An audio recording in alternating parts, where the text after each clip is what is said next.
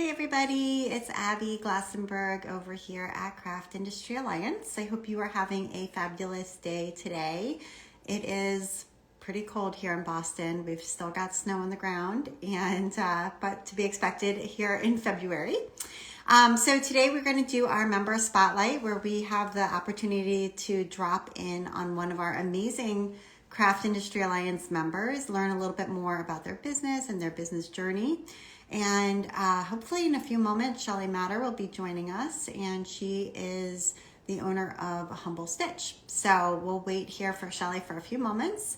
And while we do, I'll just give you a little update on some other fun things going on here at Craft Industry Alliance. So we just released a pretty in-depth and amazing ebook about how to hire and manage employees, which is something that, in all honesty, I did not know a ton about when I first got into business. Maybe you did, but I certainly didn't. I had been a middle school teacher, so certainly hiring an employee, managing an employee, onboarding, the job description, writing process, interviewing process, creating a positive, upbeat company culture that nurtures people's growth. And then, of course, like how to fire an employee, honestly, is another aspect of being a manager sometimes, unfortunately, and what that process is so that you don't break the law, you allow somebody to grow in their role and to make corrections as needed. So there's so much to learn about kind of basically HR when you don't have an HR department. If that sounds like something that you might need to learn more about, like I did, I really recommend downloading our brand new ebook. It is super comprehensive, but it's also built for craft business owners. So it's not going to be talking to you sort of in a way that's not relatable. I think it's really helpful, and I hope you do too. It's right on our homepage under resources. And that's one of the many benefits that our members get. So we hope you enjoy that new ebook. We are just in the finishing process right now of working on even another one. This one is about how to open a brick and mortar store. So I won't tell you more about it yet, but it's really good. It's been written by Karen Strom, who is someone who's got a ton of experience in the industry and has interviewed dozens of brick and mortar shop owners of all stripes. And this new ebook is going to be super helpful, covering every aspect of opening a store. So again, that's coming up soon for our members. Those are sort of two different resources we've been working on over here. The other thing I will highlight for you is H&H University. So you all might know about H&H Americas, which is the trade show that we're the strategic partner for. And that show is May 7th through 9th at the Donald E. Stevens Convention Center in Rosemont, which is essentially part of Chicago.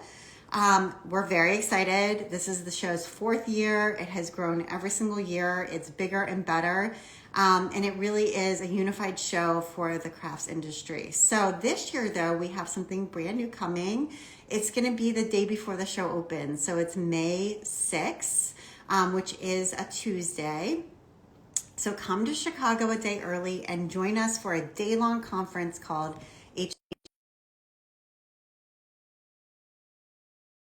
Tanks, lunch, all the good things, and a show floor preview is all included. So we hope you will join us for that wonderful event. And hey, how are you, Shelly? Hey, I'm good, Abby. How are you? I love your cute pink glasses. I'm a big fan of cute Thank glasses. thank you. Pink's my favorite color. You always do have cute glasses They on. are so cute. Yeah, I'm a big fan. So, well, very nice to meet you. I'm really happy that you're here today. Tell us a little bit about your business and sort of what you're offering right now, what it looks like right now. So, I just acquired the quilt shop about just 15 months ago. Oh, So, wow. yeah, it was 5 years old. So we're very new to everything. We're running a really fun sale right now, making room for new products. So we have 60% off bolts of Wow. fabric. Yeah, so that's fun. We just switched to Shopify, so that's been our biggest What was deal. Shop on before Shopify? What We were platform on was it? Rain, Oh, okay. Rain Mhm. and Link. like so, which is what we that was there when we bought the shop. Okay. Yeah, so it's been a really big undertaking, Yeah. but just going to Shopify, just the flip without really elevating it, we have had a 400% increase in online sales in 30 days. That's amazing. I'm so happy to hear that. It's a huge undertaking. Anyone who's ever migrated an e-commerce shop from one platform to another knows what a huge undertaking it truly is. So to know that it's actually helping is great. It is.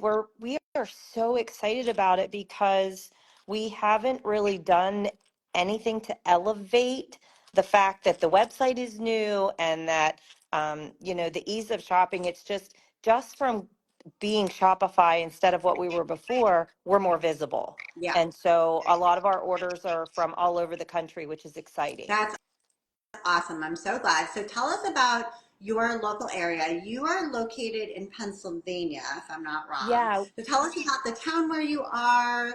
Do you have a lot of foot traffic? Is it more like a destination space where you have to drive and then park in like parking lot, or like how does it all work? so it's a revitalized small town.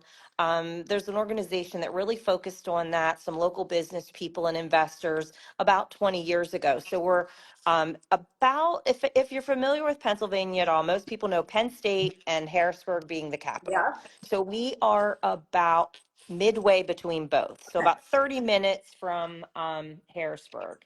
So we're in a little town. We're in a historic hotel, actually, that is one of the corner buildings in the square of the downtown. Hmm. So we have foot traffic, but when I acquired the shop, I knew as part of my business plan that e-commerce was going to need to be a really big part of our business. We're just far enough off the beaten path Mhm. that it's more convenient to order online than it is to drive to us sometimes. Sure. So, yeah, and the town is super cute. We have seen like a boutique come in. We've got a wine tasting room. We've got a really great homemade ice cream shop. We've got a coffee shop. So, yeah, it's definitely an area that's up and coming and blossoming. That's wonderful. So good. So, what were you doing before this? I think a lot of people's dream is to own a store.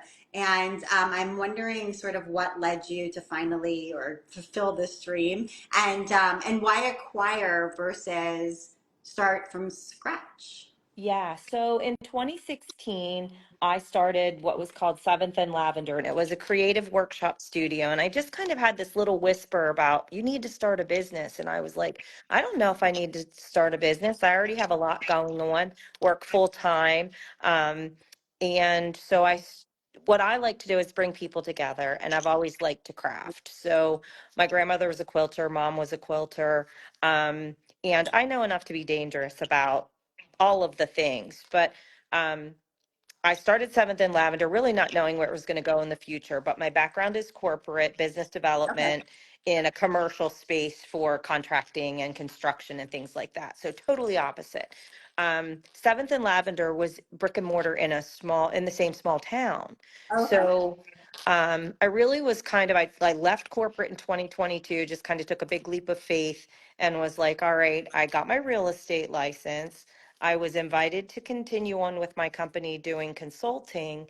And, I was really exploring how am I going to grow, what do I want to do with Seventh and Lavender. And I knew e-commerce was a big piece of what I would need to do, but I didn't have like the ideal location. I was like 2 blocks off of the downtown business area, and I did not have a consumable product.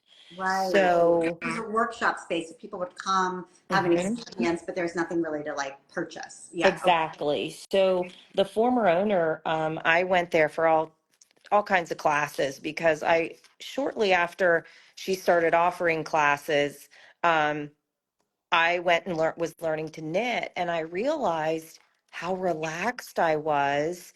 And then I started doing a little bit of research, and I was like, oh, well, no wonder this is so cathartic. And it's just, I'm in another zone because I'm super type A, but I have to focus. Like it doesn't come just doesn't come naturally to me. I have to really focus on when I'm learning to do something like that. So fast forward a few years later, I had left in 2022, left corporate, was kind of feeling my way on some of the other things. And then the former owner reached out to a few of us who were regular customers. I Yeah, was always in there and said, I'm just ready. I need to be done. I don't want to do it anymore. I've had it 5 years. It's just me. My daughter was 5. Now she's 10. I feel like I'm missing too much. And she really wasn't interested in the e-commerce piece, and that was going to need to be a big part of it. Lots of classes, so that meant evenings, finding instructors. And um, so one person said, I'm going to retire soon, so I'm out. The other one said, I'm a single mom, I'm out. And I was like, well, somebody has to save the shop. It can't go away. It's our happy place. So definitely. a high school girlfriend and I went together and just made it happen. And we both still work in our businesses full time in addition to getting the shop up and under Wow. its feet. That's So fabulous. Yeah, wow. What a great story. It seems like it was meant for you in a lot of ways. But you're making changes, and that's, it's always rough when you sort of have to, it's maybe, hard. yeah, lose some money in the beginning, put in a lot of sweat equity in the beginning because the systems weren't necessarily the way you wanted them, and the inventory, it sounds like, needs to be turned over. So there's a lot of work to do in the beginning, and Yeah. the hope is in the long term it really will pay off for you. Absolutely. The goal is for it to be part of the fabric of our community for generations to come. My family had a grocery store for over 100 years that Oh, was sold a few years ago. So when this all happened, hmm. and I didn't know it was going to be sold until after that whisper was coming to me. And my great grandmother had started that business. So it's really Wow. kind of a full circle thing where I feel like I can't imagine how hard it was for her to start a business in the early 1900s. Yeah, And we need, I think we owe it to her to keep that going. that's so nice. I love that your family are like legacy shop We owners are in this. trying, yeah, I mean, we're going to keep it going. I've got daughters and granddaughters. So, and so does my business partner, Debbie. So, oh, that really is exciting. Okay, so when we think about sort of the vision for the future, you talked about e-commerce and about having classes and bringing people together as being one of your strengths. So, what kind of products are you looking to sell? It sounds like you needed to sell off some of the older, more stale inventory. What Yeah. kind of things are you hoping to bring in? And because, one of the things we've learned about e-commerce is that you can't win as a brick and mortar shop necessarily on inventory because there's always someone with a bigger warehouse that kind of every single line, every single color, everything. So Yeah. you really do need to make the experience of coming into the shop something where it's like, wow, the shop owner here has got a good eye, knows what to bring in that's going to be exciting, special, different. So talk a little bit about how you're thinking about buying. So over the last year, some of the things that we've implemented, we do about 5 to 7 classes a week. Wow. And most of the classes are fiber related, but we also mix in some classes that are not: basket weaving, wreath making, um, Oh, fun. we've stained glass, cookie decorating. So Yeah. bringing just a different demographic in who, even if they don't do what our main, source is, that they might know somebody who does, and or they all have always thought about learning it, and now I'm here, so I'm just going to sign up for knitting class. We brought in rug hooking, um, Love a it. punch needle. We have a cross stitch room. So those are some of the types of things. And our community room doesn't have retail, so we have, in an old hotel, we have a front room that's just nothing but the pane over pane, big huge windows, and then these big double doors that open. And it was a hotel, so the original bar is still there. It's like 40 feet long, and it has the bar back with the ornate wood and the mirror, and the fabric bolts fit precisely between the bar that you put your foot on and the underneath of the outside. So it's just like this whole big, That's so it's cool. fun. It's fun. So the community space, we have, people come in. We've done classes with 4-H. We've offered the space, and they come in and do like sewing. We've done it with the Girl Scouts, the schools, communicating with the uh, it's not home economics, it's family and consumer Right. science. So in our county, we have 4 schools. and we are in communication with them regularly. Knitted Knockers is definitely something that we've got involved with. We're starting our own group once winter weather is gone. We'll have regular group meetings where people can come in and stitch, not meetings, but Yeah. stitch alongs for Yeah. Knitted Knockers. Yeah, and Oh, we do that's sit and stitch. Yeah, that's great. And it becomes that third place, which everybody is always talking about, a place where you can go. There's work, there's home, but then there's this third place where you can go and be in community with other people and, relax and, yeah, meet people. And I just think in the times we're living in, that is even more important than ever. So that is fabulous. I agree. We have a full-size refrigerator, a microwave, a Keurig, and we always have cold bottled water. We always have chocolates. And then something that I like that the customers have picked up on, or when they come for classes especially, I like cold peppermint patties, the mini ones, so I keep them in the fridge. So like, just some things like that. And we've partnered with a local, about an hour from us, our Bernina dealer, and he's amazing, and we use his machines, and that's where we've always sent everybody for any type, if they want to buy a machine or if they need repairs and Mhm. service. So that's been a really nice additional partnership, and we could play off of one another. That's great. And I hear from people sometimes where they'll say, well, all of these brick and mortar shops, the owners are aging, they don't want to do this anymore, and nobody else wants to take it over. And I'm like, well, maybe in some cases, sure. But in your case, here's a case where that's not true. We've got someone new taking it over. At Seems 60. like, yeah, and it's like, but I Yeah. mean, I feel like there is hope for the next phase Oh, of all of these brick and mortar there retail. is hope, and I think too, being open to change. Yes.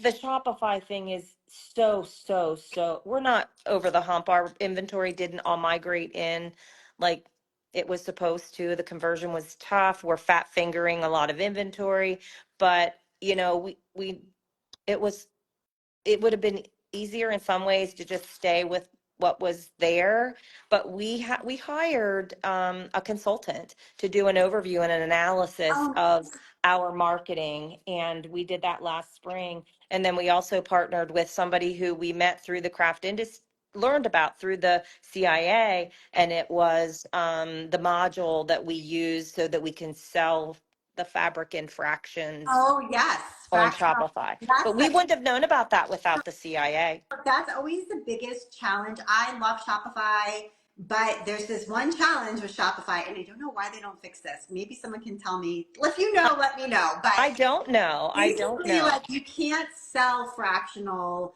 pieces, and so it's like either you say a quarter yard of fabric is 1 unit and you sell it that way, which confuses the customer because they think one means 1 yard, who wouldn't? Yeah. Or you have to either have like a special plugin or something Mhm. built We for use you the plug-in. to edit this. And yes, Yeah. there's a guy who made this plugin because his mom was a quilt shop Yes, owner. And you exactly. can, yeah, and you can get it to work that way. So I'm really glad That's been you found great. That's good. confusing on our end, but not confusing to the customer. So we have to remember, if I'm putting in a yard, it's 8 units. If it's 2 yards, which that's easy. If I'm doing a quarter yard, I'm like, oh, wait, how much is a quarter yard? But I don't know that we could, um, I don't know that our clientele would have enjoyed us saying, Right. you have to buy a yard. No. It works for some shops. It does. I visited one when I was in Washington State, and it works for them, but I don't think our customers would welcome that. Yeah. They've had a lot of change. I mean, we've been there a little over about 15 months now, and they're comfortable, and we want to keep it that way. The hardest thing is finding instructors. I mean, I that's not easy to find people who are passionate about it, also have the skill set for teaching and want to teach. You Mm, have to have those three things, and it's tough, yeah. but we look for different ways to market. We are make our shop is donating the material and making the quilt for the Chincoteague Island pony penning. Oh, that's awesome. I grew up going there when I Did was you? a child. I grew up in Maryland. And so, yeah, we would go every summer. Yeah, so our quilt is going to be the quilt that's auctioned off at this year's pony Oh, petting, and it's their 100th anniversary. So there's wow. pictures. A professional photographer takes pictures of the actual herd and then sent it. And the lady who used to do it, I just knew somebody down there who, in general, because we go there on vacation, knew that I had bought a quilt shop. And he's like, hey, our lady who does our quilt to auction, she's trying to get out of doing this. So Hannah is my right hand, and she's like, I don't know, 28, 31, young. And she's really managed the Shopify conversion, and she is doing the quilt. Oh, And yeah, so that's just trying to think outside the box of yeah, ways to get ourselves out there. And we're doing our first shop. We're doing the Mid-Atlantic Shop Pop. So oh, that's our first time this year. that'll be really good. Those shop hops are awesome. Yeah, I don't want the brick and mortars to give up. Like, just keep pushing through. Talk to each other. I love the mastermind with the brick and mortars. Good. With working full time, sometimes it is hard to get on calls, but Yeah. any one of them you could call at another time or text or message, and everybody's just wonderful. Yeah, no, totally. Being in communication, and we love having brick and mortar shop mastermind groups because if you're in Pennsylvania and I'm in San Diego, guess what? We're not in competition with each other and we have Yeah, so much to learn from each other. So those mastermind groups have been they're awesome and we've been running for priceless. a long time. Yeah, they're really great. Just knowing other people who understand Yeah.